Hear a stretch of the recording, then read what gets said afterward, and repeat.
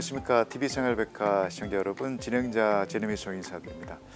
네, 오늘 또 이 전문의와 함께하는 제가 개인적으로 정말 기대했고 오랫동안 이 주제를 다루려고 많이 고민했다가 오늘 드디어 이 주제를 다루려고 오늘 이 전문의를 모셨습니다. 턱관절 전문의 되시는 우리 치과 의사님 되시죠? 김영태 박사님 또 함께 모셨습니다. 안녕하십니까? 예, 안녕하세요. 네. 네. 자, 제가 이제 인트로 서두에 예. 말씀드렸던 것처럼 오늘 다룰 내용 주제가 정말 개인적으로 박사님 처음 뵀을 때부터 꼭 여쭤보고 싶었던 토픽이었는데 그동안에 이제 주력하셨던 턱관절 턱관절에 관련된 뭐 두통이라든지 뭐 이런 일반적인 것들을 그동안에 핸들링 해 주셨잖아요. 근데 오늘은 정말 피할 수 없는 주제를 제가 제시를 합니다. 주변에 이런 분들 정말 본인이 모르시는 수도 있지만 고민하시는 분들이 적지 않습니다. 바로 입에서 냄새 나는 부분인데, 네, 자 이게 지금 우리 박사님께서 핸들링 하시는 이 치익조 턱관절 이 분야하고 어떻게 직접 간접적인 영향이 있습니까? yes and no인데요. 네. 그 이유가 뭐냐면 저는 처음에 말씀드렸지만 구강내과 오랄 메디슨 소속이잖아요. 그 안에 다루는 과목 중에 턱관절, 수면장애, 그다음에 지금 얘기하는 할리토시스라 그러는 bad breath, 그러니까 그 입안에서 입 냄새, 이제 이런 것들이 제 진료 과목이다 보니까 제 전문 분야는 맞는데요. 진료 과목에 해당되는 겁니까? 근데 이게 턱관절이랑 연결된 건 아니고요. 무슨 bad breath 있다고 턱관절이 있는 건 아니고요.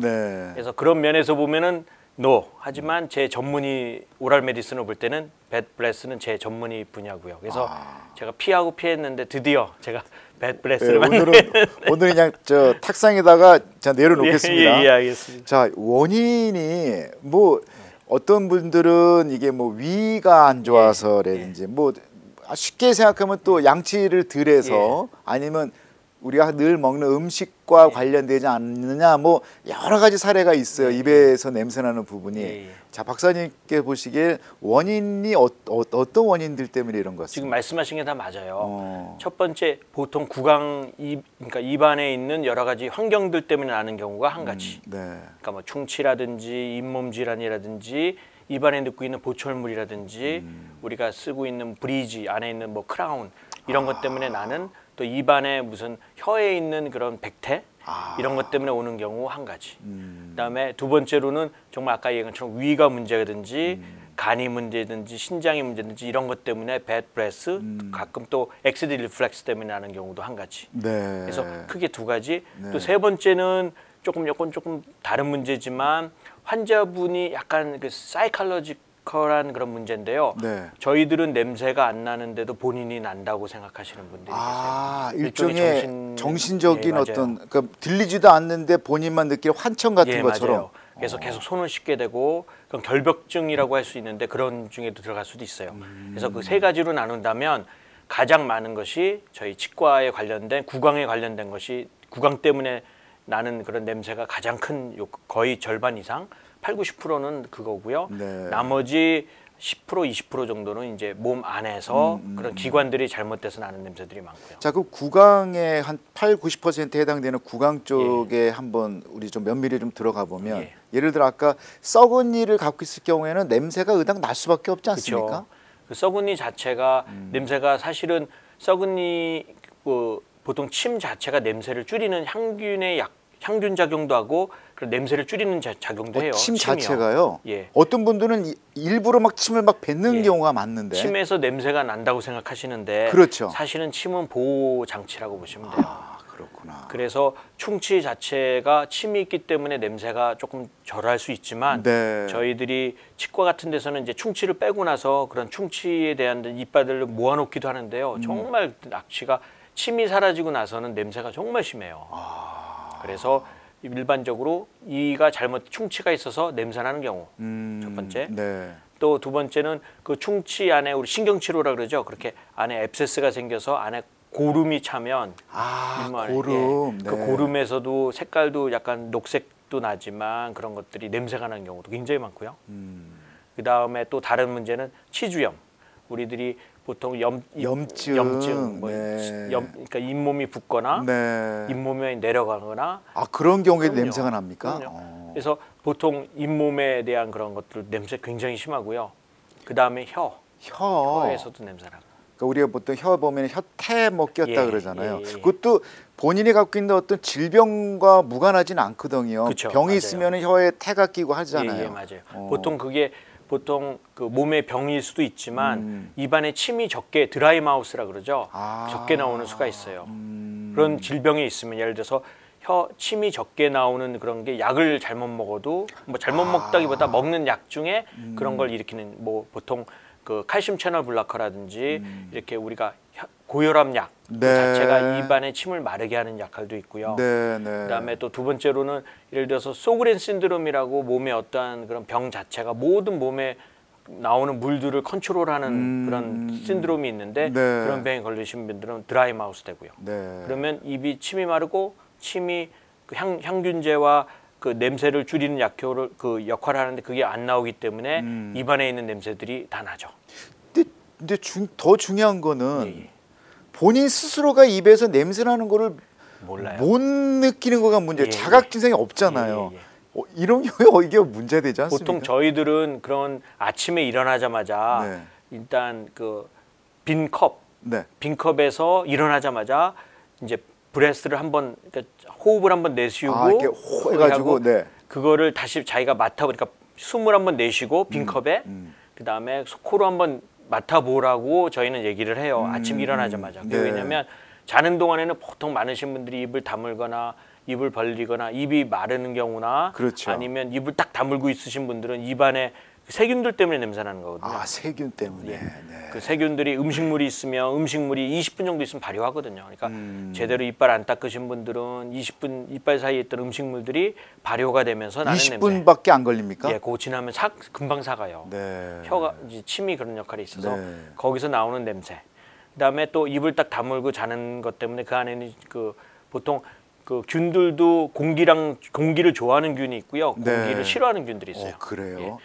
그 공기를 싫어하는 균은 공기가 있으면 죽어요. 근데 이런 균들이 하루에도 공기에도 너무 많은데 입을 꽉 다물고 있으면 그 안에서 그런 공기를 이렇게 싫어하는 균들이 거기서 이제 그러니까 하이드로젠 그 설파이드라는 그런 것들을 갖다가 내보내요. 그 물질 자체가 썩은 달걀 냄새 나죠. 골치 아픕니다. 그래서 균이 나는 냄새. 그래서 이런 것들이 아침에 맡아보시는 게 제일 좋아요. 표현 중에 썩은 달걀 하니까 확 와닿는데요. 그래서 보통 예를 들면 드라이 마우스가 얼마나 하냐면 특히 아나운서분들, 말 많이 하시는 분들, 선생님들 그 강의하기 전에는 괜찮은데 말 많이 하고 나면은 막 냄새 나시는 분들 계세요. 저도 이제 거기에 예외되지는 않기 때문에 저는 항상 이렇게 물을 항상 이렇게 들고 다니거든요. 말을 많이 하게 되면 입이 마르거든요. 입이 마르는 것이 냄새 나는 것 첫 번째 요인이에요. 아무리 이 입안에 여러 가지 연구계 조직에 상처가 있거나 치주염이 있다 그래도 침이 줄줄 흐르면 냄새가 훨씬 덜해요. 그래요. 근데 입이 그러니까 냄새가 덜하다고요. 훨씬 덜해요. 근데 침이 없으면 정말 치주염이 많지 않더라도 훨씬 더 냄새가 나고 또 침이 없으면 치주염이나 충치에 걸릴 확률이 더 높아지고 왜냐면 항균 그게 없기 때문에. 그래서 아까 우리 그 일어나자마자 컵에다가 한번 그 심호흡해서 이렇게 브로우하면 거기서 만약 냄새가 나면 정말 입에서 냄새 나는. 그러니까 자기가 느낄 수 있죠. 왜냐면 딴 사람들이 얘기하기 전에 잘 모르거든요. 근데 거기에 더 월스트 케이스가 축농증 환자면 또 어떡하죠? 냄새도 못 느끼죠. 그렇죠. 그러면은 그분들 축농증 자체도 또 어떤 분들은 축농증 때문에 냄새 나는 경우 있어요. 축농증 때문에도 입에서. 그러니까 본인이 느끼죠. 왜냐하면 저희들이 냄새를 맡는 게 코로 냄새를 맡는데 축농증은 사이너스에 그 콧물이 꽉 차 있어서 염증이거든요. 그런 것들이 축농증도 염증으로 발현되는 염증이 되니까 거기서 그 여러 가지 냄새들이 나죠. 그런 것들 때문에 축농증이 심하면 그런 것들이 냄새로 날 수 있지만 보통 축농증 심하신 분들은 본인이 더 많이 느껴요. 그러니까 나는 입 냄새 나는 코에서 냄새 나 막 이렇게 해서 딴 사람들은 냄새 별로 잘 안 나는데 본인은 계속 코 필터 공기를 들이마시는 거기서 냄새가 나니까 본인은 냄새 나는 것처럼 느끼는 경우도 많고요. 그 요즘에 이제 한국 드라마를 보면 뭐 아침 드라마나 뭐 주말 드라마 인기 있는 거 보면은 요즘에 대세가 키스 씬이거든요. 맞아요. 그러니까 여기서 키스신을 해야 되는데 본인이 냄새를 못 느끼는 그 사람한테 상대방한테 민폐를 줄 수도 그렇죠. 있잖아요. 그렇다고 또 엔진할 수도 없고. 그러니까요. 그래서 그런 배드 브레스 같은 경우는 보통 인구들의 절반 이상 정도가 내가 냄새가 나지 않나 이렇게 다 걱정을 한대요. 그러니까 2명 중에 한 명은 이 냄새, 예를 들어서 음식을 먹는 거든지 뭐든지 냄새가 나는 게 좀 걱정이 되는 그런 걱정을 한두 번씩은 해봤던 분들이 전 국민의 절반 이상. 그 저도 이제 이렇게 밖에서 미팅할 때 뭐 이제 주로 이제 남성들과 많이 대화를 하는데 개 중에 그러니까 본인은 막 얘기하시는데 이렇게 냄새가 오는 경우가 있어요. 그렇다고 대놓고 입에서 냄새 나야 할 수는 없거든요. 그렇죠. 비즈니스인데. 비즈니스인데. 그런 분들은 일단 본인이 사실은 알려주기도 좀 그렇죠. 그렇죠. 그러니까 우리나라 컬처가 그러니까 좀 모르는 것도 그 감춰주는 것도 하나의 좀 이렇게 좋은 미덕이라고 얘기하잖아요. 근데 당신 입에서 냄새 납니다라고 적나라하게 이렇게 표현해주면 좋을 텐데 그거로 인해서 또 민망함의 어떤 상처를 받을 수도 있으니까 그래서 참 이런 부분이 고민인 것 같아요. 그러면 가장 가까운 사람이 알려주는 수밖에 없을 것 같아요. 집사람이나 아니면 주변에 가장 가까운 형제들이나 뭐 그거 외에는. 근데 알려주시긴 하셔야 되는 게 이 정말 알려줘도 사람이 또 대인기피증 생기는 경우 있어서 좀 뭐하지만 그래도 비즈니스라든지 그럴 경우는 좀 미리 알려주시면 아까 얘기했지만 그 배드 브레스가 그러니까 몸에 잘못된 경우에서 나오는 신호일 수도 있어요. 그러니까 그런 것을 알아야 자기가 검진을 받고 예를 들면 이제 지금 이제 구강에서 잠깐 건너갔지만 위가 예를 들어서 위에서 역류되는 냄새, 위산 가다가 되게 심해서 이렇게 내는 냄새들은 온갖 잡다한 음식 냄새들도 날 수 있고요.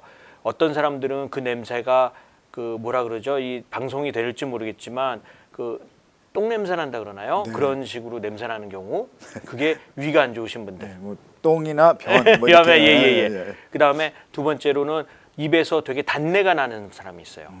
과일 향이 나는. 맞습니다. 맞습니다. 이런 사람들은 보통 당뇨 환자들. 당뇨 환자들이 나는 그런 경우가 많고요. 또 어떤 사람이 이 간이 안 좋으신 분들은 그 썩은 고기 냄새 이런 식으로. 그러니까 물론 그렇게 정확히 나눌 수는 없지만 그런 식으로 대충 그런 식으로. 그래서 그런 음식들 자체가 음식을 먹게 되면 음식이 몸 안에 위를 통해서 이제 몸 안으로 흡수가 되거든요. 흡수하다가 그런 여러 가지 대산물들이 우리가 폐를 보시면 구조상 폐는 피에서 그 피가 이제 공기를 갖다가 잡고 온몸에다 전해주면서 바꿔치기 하거든요. 폐에서 그 바꿔치기를 냄새를 바꿔치기를 해요. 그러니까 그 냄새들이 이제 나오게 되는 거죠. 하여튼 그 입에서 나는 냄새의 원인도 지금 보니까 너무 다양한 원인인데 자 이제 그런 분들이 고민 끝에 왔어요. 자 그럼 이제 그걸 어떻게 좀 예방과 치료 과정이 우리가 좀 대안해드려야 되는데 그 치료 방법은 어떤 게 있습니까? 이제 기본적으로 원인하는 게 제일 중요해요. 아까 얘기했지만 뭐 극단적인 예지만 위가 안 좋으신 분은 예를 들어 엑스레이 리플렉스가 되게 심하면 프라일로색이나 약을 드셔서 엑스레이 리플렉스 줄이는 방법. 줄이면 당연히 그로 인한 냄새는 줄어들겠고요. 그다음에 리버가 안 좋으신 분은 간이 안 좋다 그러면 간을 증강시키는 방법. 뭐 이런 식으로 원인을 찾는 게 제일 찾는 거가 제일 중요하다. 충치가 생기면 이 충치를 치료하고 잇몸이면 그러니까 치과 가셔서 잇몸 청소를 하시고 입이 많이 마르시는 분들은 이제 뭐 인공 그런 침도 있거든요. 그런 걸로 하시든지 약을 먹어서 약을 먹어서 입을 코팅하는 것도 있고요. 코팅도 가능합니까? 바이오틴 같은 거는 보통 항암 주사라든지 항암 그런 거 받으신 분들은 입이 마르거든요. 그런 분들은 이렇게 가글이 있는데 그걸 먹게 되면 이렇게 보통 물고기 보면 물고기가 겉이 민들민들하잖아요. 네, 맞습니다. 비닐 때문에.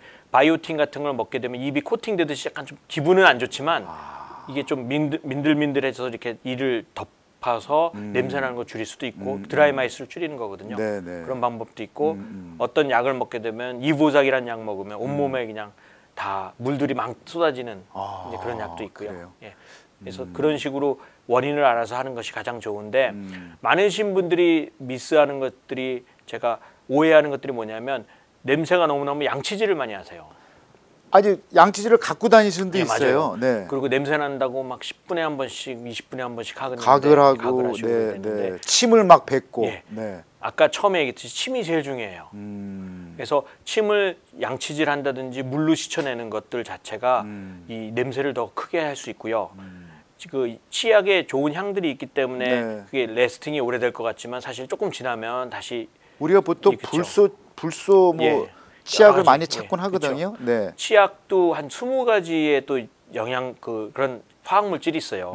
예를 들면 우리 군대에서 뭐 마당을 닦는다든지 무슨 변기 닦을 때 다 치약으로 닦죠. 거기 마모제가 있어요. 그래서 반짝반짝 빛나게 하는 구두 닦듯이 그런 것도 있고 그래서 이를 반짝반짝 빛나게 하고 네. 이런 것처럼 치약에도 많은데 그 중에 이제 치약을 많이 씀으로써 오히려 침을 계속 없애버리는 경우가 있고요. 그러니까 너무 지나친 칫솔지나 치약은 별로 절대 안 좋죠. 안 좋다는 얘기군요. 그래서 저는 레코멘드하기를 그냥 한 3번이나 2번 하루에 그냥 그리고 침에 대해서 조금 신경 쓰셔야 되는데 네. 또 이제 물을 조금씩 드시라고 말씀드리는데 또 이렇게 보면은 또 물을 또 많이 드시면 또 이 양날의 검처럼 물을 많이 드시면 냄새 때문에 네. 화장실을 또 자주 가시고요. 맞습니다. 그럼 디하이드레이트 또 돼요. 화장실에서 또 소변 많이 보시고 몸에 또 부족하고 또 물을 먹고 또 화장실 가고 그래서 이런 것들이 탈수 증상이 일어날 수 있기 때문에 물은 그냥 머금고 뱉고 네. 너무 많이 드시지 마시고요. 꿀꺽꿀 드시지 마시고 살짝 네. 마시는 정도.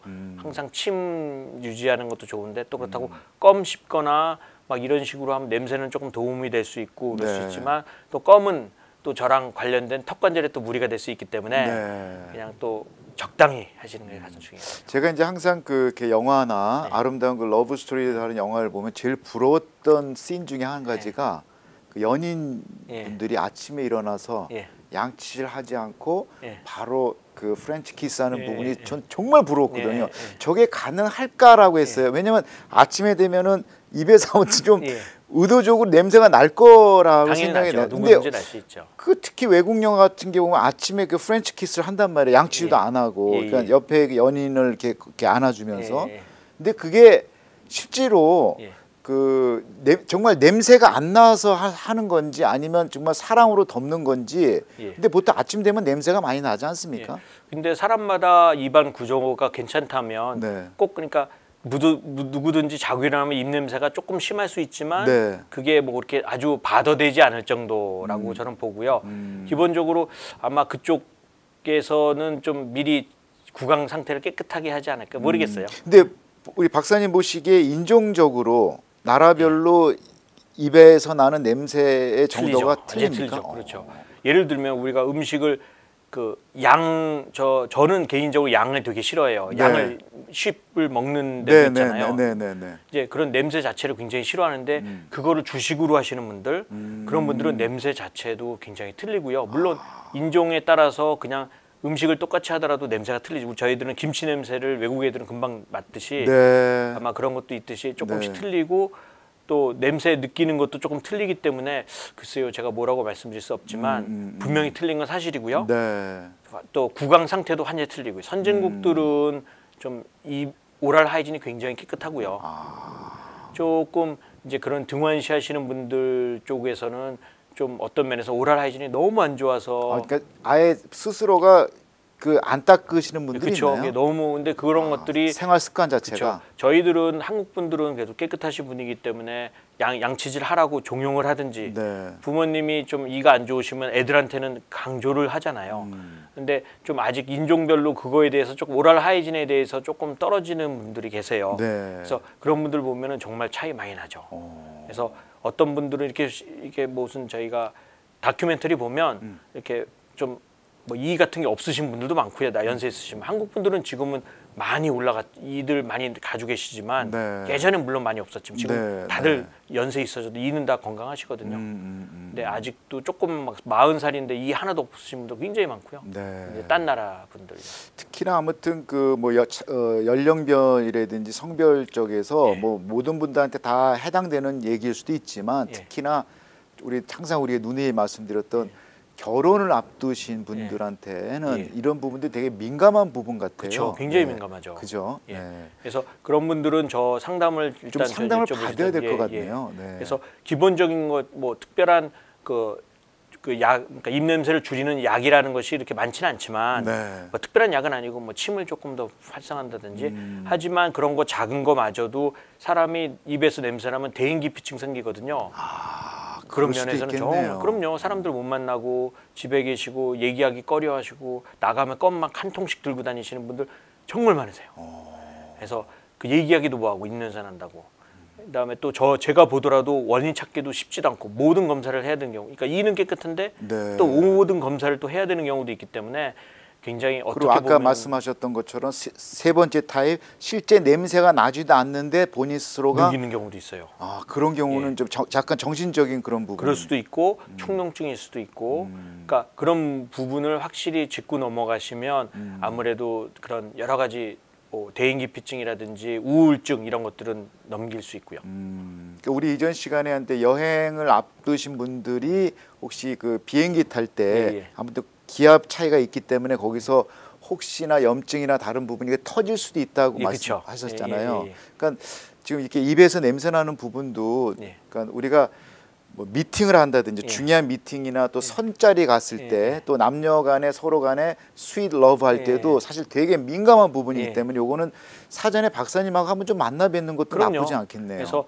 확실히 뭔지를 알아야 그거를 넘을 수 있기 때문에 원인을 정확히 찾는 것이 가장 중요하다고 보거든요. 네. 그래서 정말 좀 부담 없이 오셔서 저한테 얘기를 해주든지 전화로 한번 주시면 제가 뭐 간단한 얘기 제가 할 수 있는 데가 아는 데까지는 말씀드릴 수 있어요. 그 옛날에 우리가 이제 제가 이제 한창 젊은 시절 때 활동했던 시절이었던 15년, 20년 전에 실제 그런 사례가 있었어요. 중요한 미팅인데 계약이 깨진 거예요. 그래서 본인은 모르는 거예요. 왜 깨졌는지. 나중에 후문 들어보니까 얘기할 때 본인 입에서 나오는 그거가 상대방 계약자한테 너무나 불편을 줘서 만나고 싶지 않다라는 것 때문에 계약이 나중에 영향이 있었다 그러더라고요. 그럴 수 있을 것 같은 게 입냄새 난다 그러면 저희들 대부분이 이 구강이 뭐가 입에 무슨 뭐가 잘못됐나. 그러니까 되게 청결도에 대해서도 조금 좀 사람이 다른 눈으로 볼 수 있고요. 그렇다고 입 닦고 오십시오. 그리고 날 만나 이렇게 또 얘기할 수는 없잖아요. 사실 구강 그런 구취 클리닉이 있어요. 아 그래요? 한국에도 있고 대학에도 구취 클리닉이 있어요. 미국에도 있긴 있는데 그렇게 활발하지는 않은데 물론 미국에도 있고요. 물론 저희 선배들이 하지만 그런 것들이 정말 뭐 하시면 한국에 구취 클리닉 가셔도 되고 저 한국 방문하시는 김에 저한테 물어보셔도 되고 그러면은 아마 도움 많이 되실 거예요. 구취 클리닉에서 하는 그건 어떤 건가요, 대체? 구취 클리닉에서 이제 그 냄새의 정도를 맡는데요. 보통 산업기계 보시면 공기의 질소가 어느 정도 있는지 찾아보는 얼마나 오도가 심한지 설파이드 그 레벨을 체크하는 기계가 있어요. 오도미터라 그래서 그런 거 찾는. 그러니까 우리가 보통 그 음주운전 걸렸을 때 부는 그런 장치 같은 거 그런 걸로 이제 냄새를 측정하기도 하고 또 가스 크로마토그래피라 그래서 공중에 있는 얘기할 때 나오는 그 가스의 그 성분을 조사하는 것도 있고요. 그래서 그거에 대해서 찾아서 만약에 어떠한 균에 의해서 그런 것들이 냄새가 난다 그러면 무슨 항균제를 준다든지 이런 식으로 하는 경우도 있고요. 그래서 그런 측정 방법이 있긴 있는데 뭐 그냥 코로 냄새 맡아도 벌써 웬만한 걸 알기 때문에. 그렇군요. 우리 김용태 박사님이 하여튼 그 다루시는 진료 과목이 뭐 턱관절도 있고 코골이도 있고 뭐 수면장애 등등 많잖아요. 근데 이제 그때 제가 언뜻 기억으로는 코골이로 인해서 이혼 사례 몇 케이스 있다라고 하셨는데 실제 입 때문에도 그런 사례가 있지 않을까 생각이 드네요. 글쎄요, 제가 아직 그거 판례가 입냄새 때문에 그 낫다는 거는 저는 못 봤어요. 못 봤는데 그냥 상식적으로 생각해봐도 일단 입냄새 많이 나면 일반적으로 상종하기도 좀 싫을 것 같기도 하고 그래서 그러면 당연히 마음은 멀어지고 당연히 그러지 않을까 모르겠어요. 그렇죠. 저도 그럴 것 같습니다. 뭐 예를 들어서 뭐 안 씻는다고 한다면 남편분이나 아내분이 그러면 벌써 이혼 사유가 될 수 있을 것 같거든요. 안 씻는 것도. 맞습니다.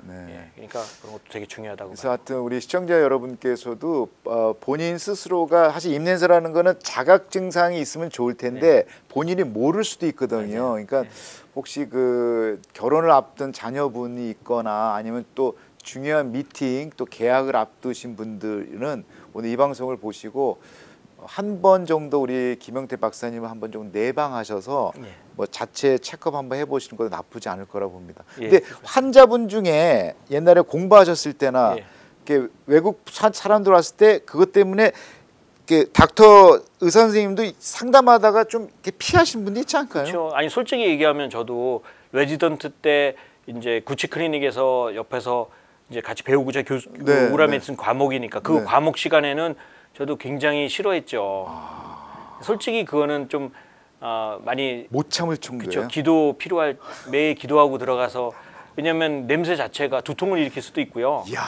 그게 정말 냄새가 또 한국 사람들은 뭐 김치 냄새, 뭐 술 냄새, 담배 냄새. 근데 외국 분들은 음식에 따른 거라서 코가 민감하신 분들 힘들어요. 그래서 정말 힘든 과목이고요. 네. 그렇지만은 정말 살아가는 데 있어서 중요한 거기 때문에 그래서 그런 것들은 도움을 당연히 제가 줘야 된다고 저도 그렇게 생각하고 있고요. 네.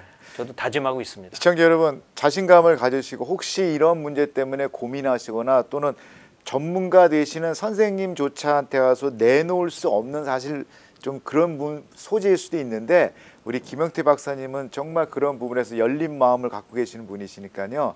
자녀분이 됐던 본인 우리 스스로가 됐던 이런 부분에 꼭 한번 좀 찾아뵈서 상담을 받아보시는 건 나쁘지 않다고 봅니다.